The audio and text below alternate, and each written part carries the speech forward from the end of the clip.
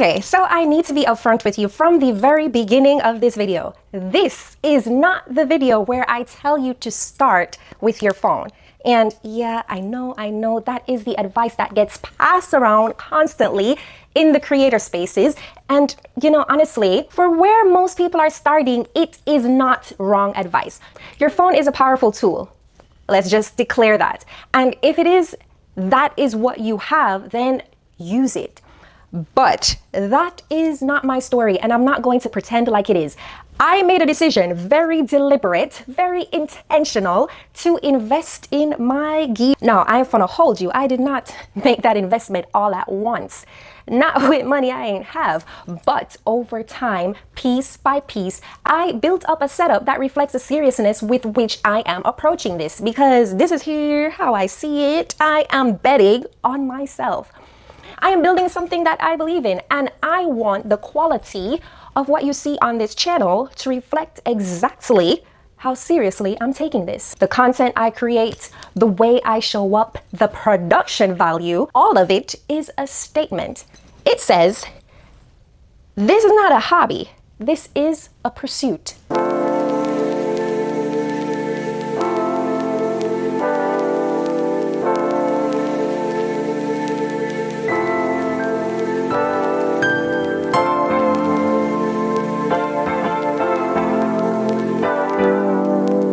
Welcome to L Productions. And if you have not yet subscribed to the channel, let's go on ahead and do that right now. We don't want to save that for later. Like the video, share with your friends, because today I am going to show you everything. Every single item in my content creation setup. And the part that I think is gonna make this video hit a little bit different is because I'm gonna tell you exactly how much I paid for it. Okay? Because I think transparency around prices is one of the most useful things I can offer you if you're on a similar journey and trying to figure it all out, where to start and what it actually is going to cost you to build a setup like this over time. Grab a seat, get you a little drinky drink, and let's get into it. Welcome to my creator corner. So let's start. Let's pop it off right here.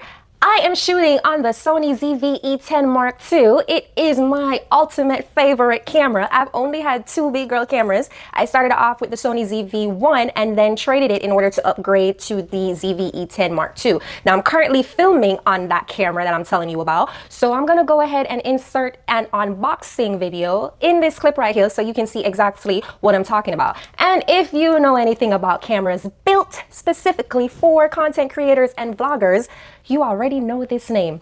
The ZV-E10 is a mirrorless interchangeable lens camera, which I love so much. That simply means, creator, that I can swap out the lenses at any given time, depending on what I am shooting and the look that your girl is going for. Importantly, this camera, it shoots up to 4K video, and it has a fully articulating flip out screen, which is non-negotiable. But if I can enter in a little comment of my own, the flip out screen is so small, it's like 3 inches. So I went ahead and invested in a portable monitor so that I could see myself on a much larger screen. I can determine how much of me is in frame, and it works best for me and the type of content that I create. Now, that's helpful for solo content creation, and it has real-time autofocus, which means it's tracking my face and it's keeping me in focus when I am moving around. Now, yeah, I'm a little biased because I do got a heart full of love for Sony, that brand. The way the quality of your content comes out from a Sony camera, it's chef's kiss, I promise you. Sony did not design this camera like a traditional photography camera. They handed it to video people like me, a creator. Most of my content are video clips. They built it from the ground up for exactly that use case, and I'm not mad at it. It was really money well spent. Okay, now we're gonna be talking about lenses. In my collection, it's fully Viltrox through and through. I'm currently filming on the 15mm Viltrox lens. I use that for all things YouTube. But here we've got a 35mm and a 23mm both from Viltrox. My 23mm is my everyday workhorse. This lens, if I could keep it on the camera through and through without taking it off, this would definitely be a genuine contender. It's flattering for talking head content. It's great for lifestyle footage. The aperture, yep, don't play with it. That background gets real blurry. It has an f-stop of 1.4. Now my 35mm, she's everything beauty, everything product shots, everything real close up, anything B-roll. This is the lens I'm gonna pull out to make sure that shot is extra crisp. F-stop 1.7 because I love that blurry background. I love when everything is in focus, everything is looking real crisp, and you can just feel immersed into the content. That's why you gotta invest in good lens. Now the brand Viltrox, highly recommend if you are a creator on a budget, because I'm telling you, these lenses can cost as much as the camera body itself, if not more. Viltrox is good quality. The glass is top tier, and I feel like they created lenses with small creators in mind to know that we can have good quality content at a very affordable price. Highly recommend. Now there are so many reviews, mixed reviews about this DJI OsmoPocket 3 camera. I'm a fan. I am in love with it. This little thing here, do not let the size fool you. This OsmoPocket 3 is genuinely one of my favorite purchases. I purchased it as part of the creator combo, so I've got a lot of attachments. We've got the battery pack, we've got the tripod, and we got the microphone, the DJI Mic 2, which we're gonna talk about in a little later. My Sony is my main camera through and through. It's beautiful, it produces stunning footage, and I love it. Y'all, I already told you my bias with Sony. I admit that, declared that right up front. But my Sony camera, it requires setup. It requires me to be intentional. It requires me to just be ready. Now the Pocket 3, she is a grab and go. She is when I'm on the move. She's, oh, I'm gonna be outside. Let me get her to just fit into my purse. When I am out with my family, when something is happening in real time and I need to capture it without fumbling a full mirrorless rig, this right here, real good stabilization. So even when I'm walking or moving, the footage from my DJI OsmoPocket 3 is still silky smooth. It shoots in 4K up to 120 frames per second. It has a 1-inch sensor, which is large for a camera this size.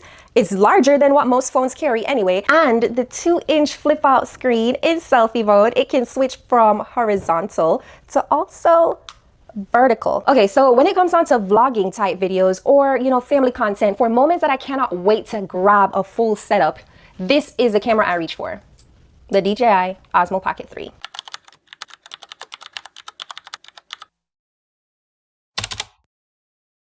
So audio, let's talk about audio, because here's something I wish someone had told me earlier on. Your viewer, they may forgive an okay video quality, but they will never forgive bad audio. If they cannot hear what you got to say, then they gonna be leaving. Scrolling without hesitation, full stop, period. There's no coming back from that and no way to cut corners. Now, let's talk about the DJI Mic 2. Remember I told y'all this came in the creator combo when I bought the OsmoPocket 3. Love the DJI Mic 2. It is very crisp. The audio quality on this is top tier. It's phenomenal. I also have a bias to the DJI brand. Let me just put that out there as well. But it's not my favorite because, as you can see, she's real big. Very, you know, obvious. Very much in your face type of vibe, and that's not what I'm going for. Now, I love the DJI Mic Mini. I am wearing the transmitter right here. In case you didn't notice, she's right here. You can see her in my hand. Very small, very minuscule, very not loud, very not noticeable, very just right there, and that's my vibe. So I love the DJI Mic Mini.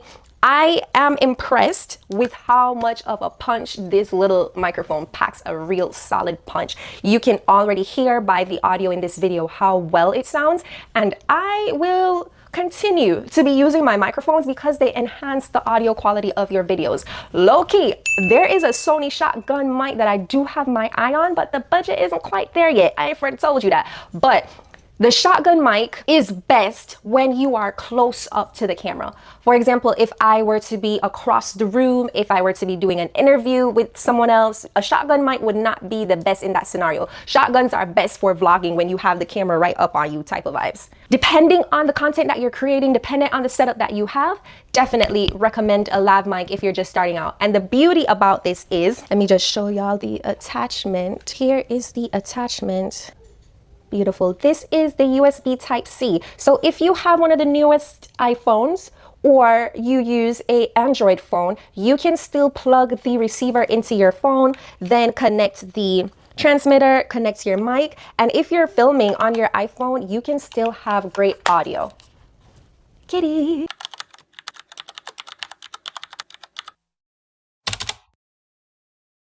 Now let's talk about lighting. I got a panel light mounted right in front of me here. I'm gonna do my best to put things up on the screen as reference points for you. I need to also mention that all links to everything I'm talking about, every piece of equipment, every gear, camera, accessories, lighting, anything that I'm talking about, there will be a link to it in the description. And if post-editing, I remember something I forgot to say in the video, best believe it's gonna be in the description box below. I promise I ain't never gonna steer you wrong on this here internet. But lighting creator, your lighting matters.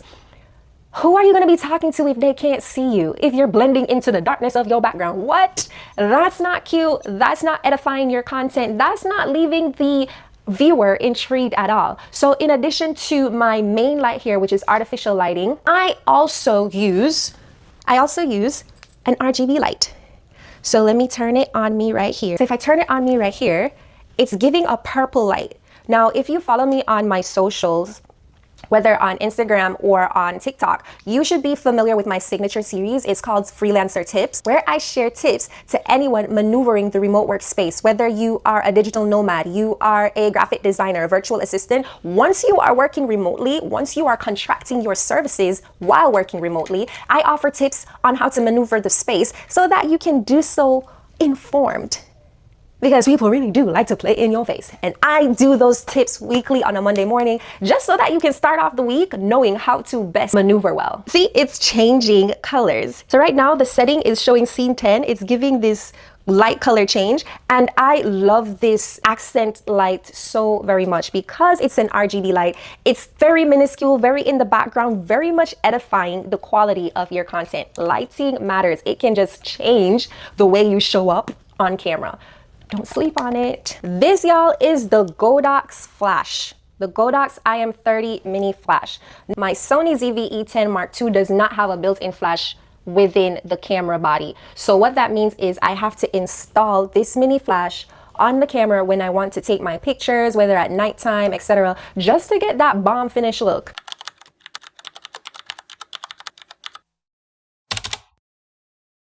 Now for tripods. I am sold on the KNF Concept tripod. I am using it right here, right now. I love the 360 rotatable ball head where I can have my camera mounted horizontally for YouTube content and then vertically in portrait for my short form, whether YouTube Shorts, TikTok, or Instagram. It is perfect because it also has that detachable arm where I can get really great overhead shots with my tripod. It is super tall and it works best for me and my content. Like, I love anything that's gonna be seamless, easy, crisp, and ready to go. But whoever told you you only need one singular tripod, they lied. They lied, because right now I've got like maybe 5 or 6 of these things. I have a main tripod, the KNF Concepts I was just telling y'all about, for my camera. I have a tripod for my iPad. I have a tripod for my RGB light in the background. Remember, we just talked about that background lighting to enhance your video. The light gotta be mounted on something. This tripod, I got it off the TikTok shop for $24 about 2 years ago. Still going good, still going great. Whenever I'm not mounting the RGB light, I attach the phone mount if I wanna use my cell phone to get another behind the scenes type of footage, type of content. That's how I make it all work. Speaking of tripods, I also have this vlogging tripod from Small Rig. Love her a lot because I can open her out and use her as a desk tripod. You see how small she is? Or I can close her up and hold right here, and just like this, I can mount my camera and just be vlogging.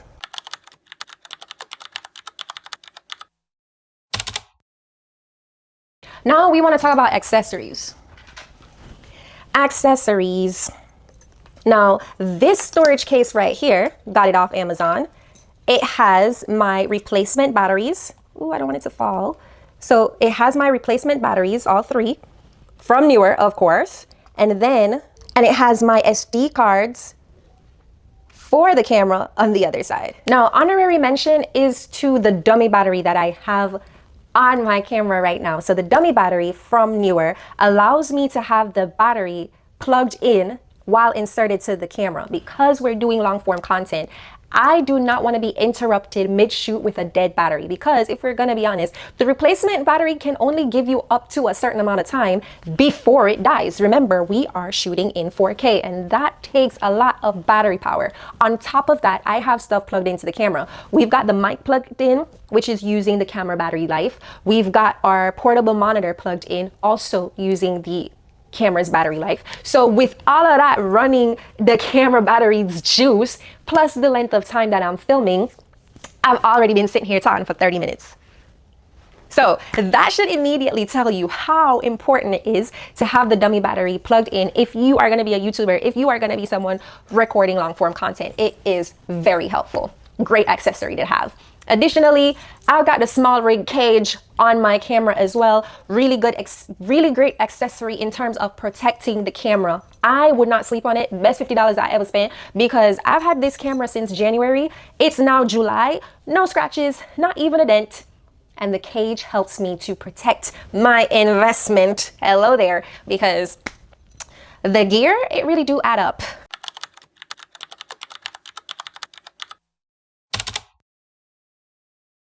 Now for storage, we talked about the SD cards. I showed y'all the memory cards that I use for my camera, the SanDisk. The 128 gigabyte is really great, but again, if you're gonna be doing YouTube, you're gonna be doing long form content, I highly recommend a 256 SD card, because again, long form content, that footage really adds up when you're filming in 4K, and you do not again want to be interrupted mid-shoot constantly having to swap out memory cards. Trust, it's very annoying. Each time you have to stop mid-shoot, it annoys you to the point where you get frustrated and you're no longer interested in filming anymore. So what you want to do is invest in the gear that's gonna make it easier for you to record that content, to film the footage you're trying to capture. That makes it much of an easier process. I am a plug and go. Plug and go. If I gotta do too much setting up, immediately no. I'm no longer interested. I ain't about to want to do it no more. And then everything begins to creep in. Also, y'all, you already know I'm a toddler mom. So I have to plug and play, get it in real quick before my son tears this house down. Like, it gotta be, I ain't even exaggerating. I've got to move fast and quickly whenever I'm trying to get my content in. Very strategic, very intentional, my setup needs to work for me and not against me. The truth is the truth. Next, I definitely need to tell y'all, get you an SSD, get you a hard drive. I use a 1 terabyte from SanDisk.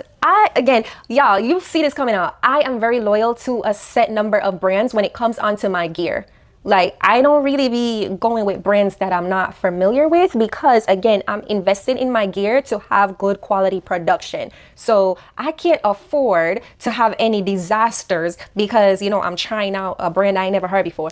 No, not with this pursuit. I cannot risk it. So there are some brands that I'm really loyal to when it comes onto my equipment and my gear. SanDisk definitely for storage. Sony and DJI mentioned before. K&F Concepts, Newer, Ulanzi.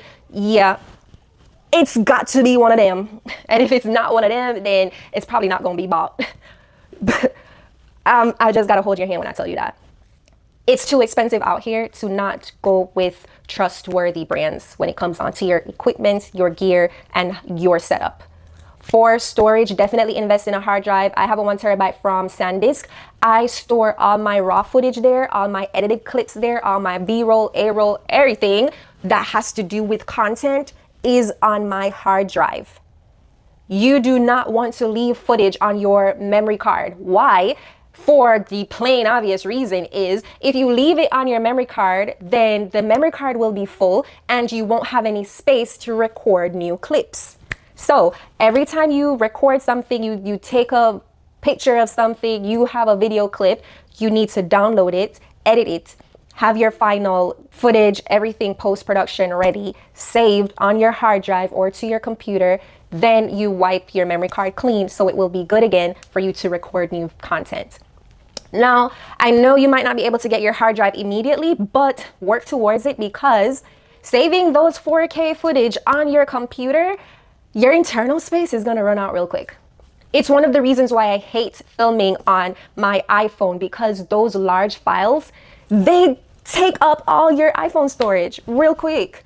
For what reason? I need the space on my phone. I do a lot on my phone. So in order to eliminate my iPhone from my content creation process, I invest in other cameras that can give me the quality that I need.